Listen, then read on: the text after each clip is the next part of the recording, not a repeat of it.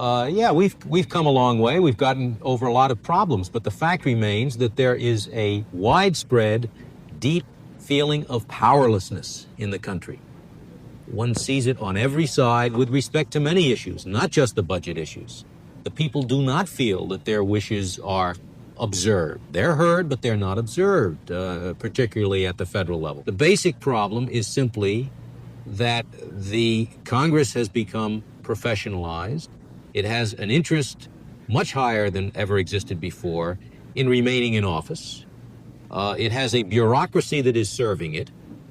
It is much more subject to the power of individualized pressure groups as opposed to the unorganized feelings of the majority of the citizens. All of these reasons have created this feeling, which is real and which I think has a proper basis, of powerlessness. One remedy for that, the one specifically provided in the Constitution, is this amendment process which bypasses the Congress. I would like to see that amendment process used. Just having it used once will exert an enormous influence upon both the Congress and the Supreme Court, I think. That the Congress is simply unwilling to give attention to many issues which it knows the people are concerned with, and which issues involve restrictions upon the federal government's own power. I think the founders foresaw that, and they provided this method in order to enable a convention to remedy that.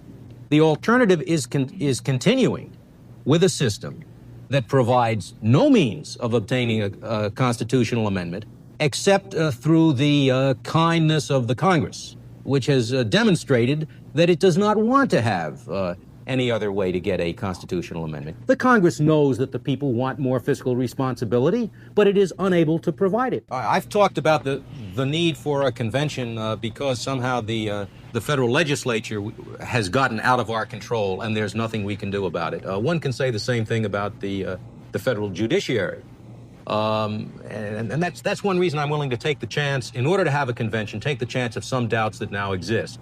I'm not sure how much longer we have. I am not sure how long a people can accommodate itself to directives from a legislature that it feels is no longer responsive, and to directives from a life-tenured judiciary that was never meant to be responsive, without ultimately losing its sense of control of its own destiny. We are all sitting breathless, waiting for the Supreme Court to tell us what our fundamental beliefs are with respect to this particular issue, without having a hope of getting anything done about it if the Supreme Court should find that our fundamental beliefs are in fact different from what our fundamental beliefs are. We have no recourse. There's not a whit of a chance that the Congress will overturn any decision that the Supreme Court comes down with in the Weber case. And unless this alternative method of amending the Constitution is adopted, we will continue to live under that kind of what I consider inanely non-democratic system. It is just foolish to sit wringing one's hands, wondering what the Supreme Court is going to tell us our fundamental Constitution requires. If the only way to remove us from utter bondage to the Congress is to take what I think to be a minimal risk on this limited convention, then let's take it.